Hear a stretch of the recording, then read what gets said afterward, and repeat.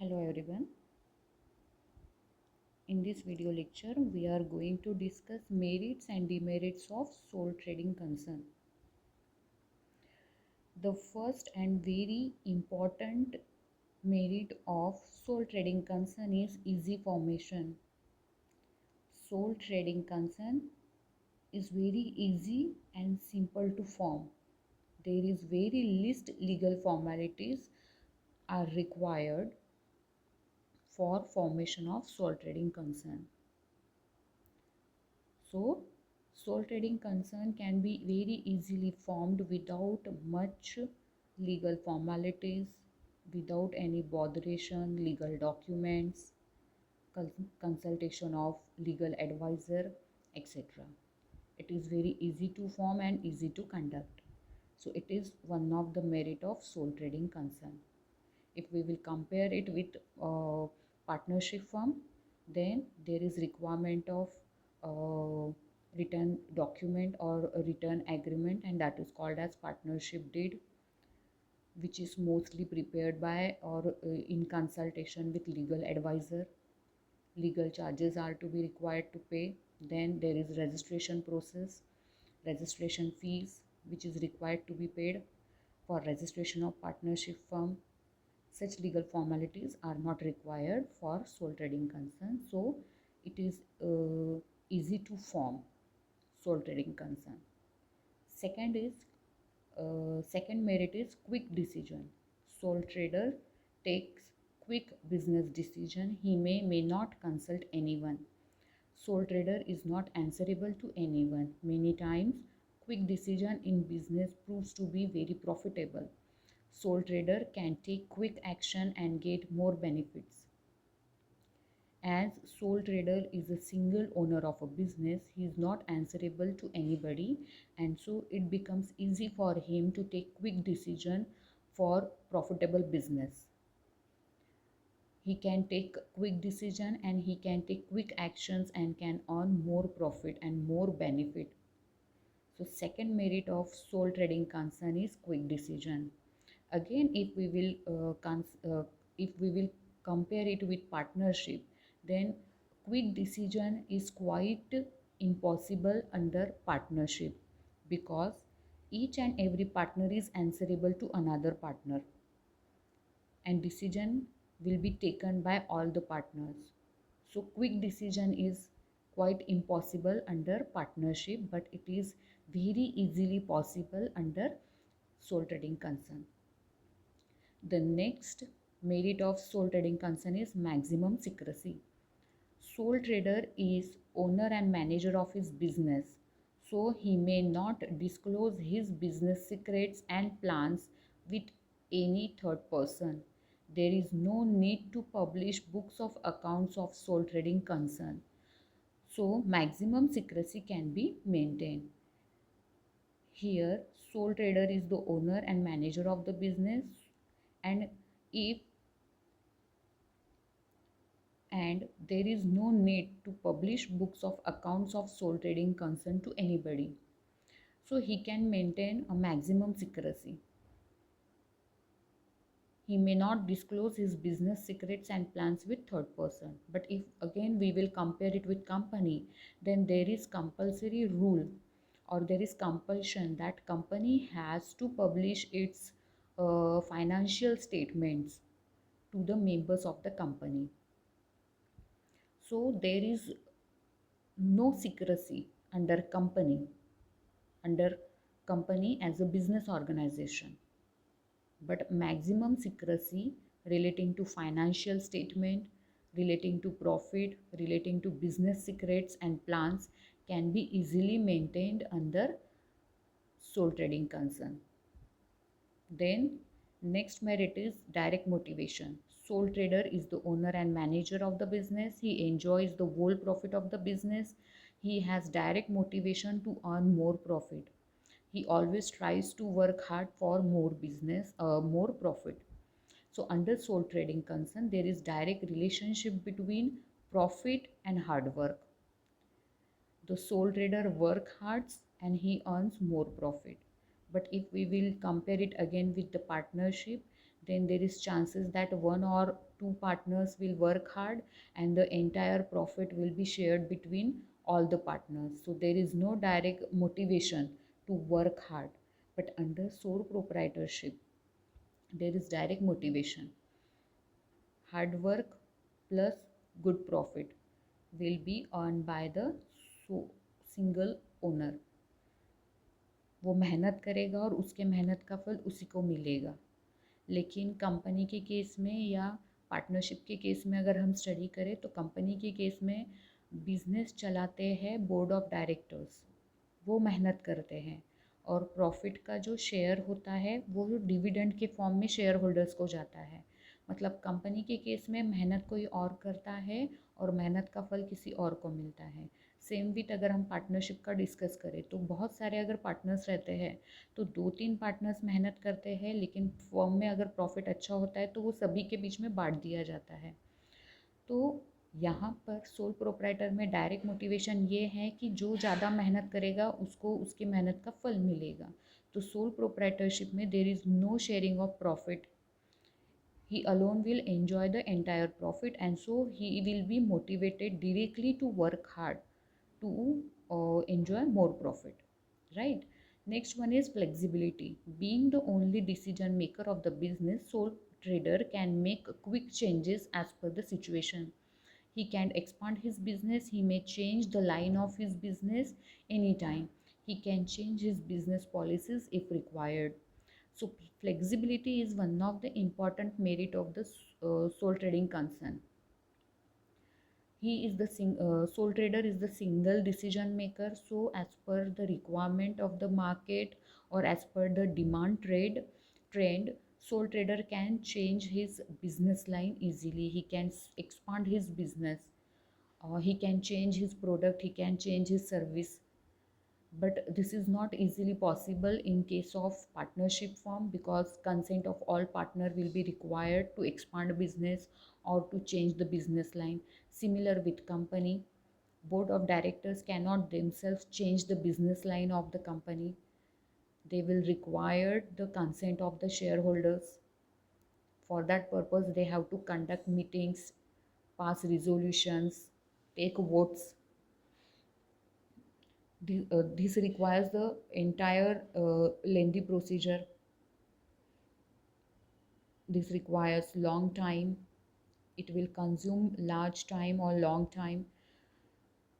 Such things are not required under sole trading concern. A sole trader can himself decide whether to change business line or not, whether to expand business or not. So there is more flexibility under sole trading concern as compared to partnership firm and company. Then another merit is lower cost. It is lower cost. The sole trader is the sole manager of his business. He controls the activities of business. He always tries to minimize the wastage, which results into lower cost of operation. So sole trading में wastage minimize करना बहुत easily possible होता है क्योंकि सारी activities single person के control में होता है. सो जो भी एक्टिविटीज़ होंगी वो कम खर्चे में और बिना वेस्टेज के होगी. Next one is efficiency. As sole trader enjoys the whole profit of his business, he tries to maximize his profit by reducing wastages in the business. He avoids wastage like wastage of money, time, material and efforts. So in comparison with partnership and company, sole trading is more efficient so far as profit is concerned, because the entire business activities are under the control of single person who can easily control the things. He can avoid wastages of money, time, material and efforts, and so he can efficiently work hard and he can earn entire profit or he can enjoy the whole profit of the business. So these are the merits of sole trading concern.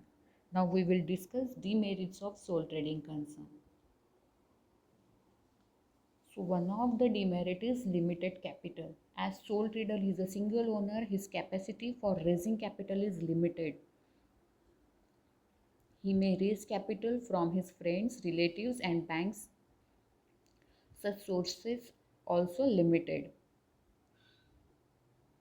So there is financial difficulty for expansion and development of business.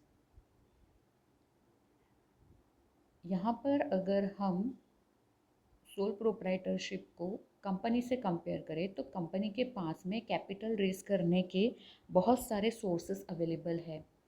Company can issue shares, debentures, it can accept deposit, it can issue bonds, etc.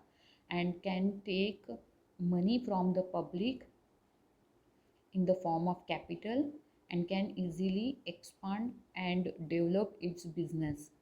But sole proprietor face difficulty to raise capital because the resources are limited in nature. He can either borrow from his friends or relatives or from bank, but he cannot issue shares, debentures, bonds, and he cannot accept deposit.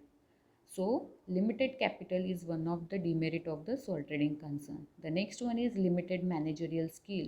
A sole trader has to manage and control the business. He may or may not possess qualification and experience. He may not have expert managerial and organizing ability. Due to limited capital, he may not appoint managerial staff. अभी soul trader अकेला business manage करता है, business को control करता है. तो not necessary कि उसके पास में अच्छा क्वालिफिकेशन हो, अच्छा एक्सपीरियंस हो.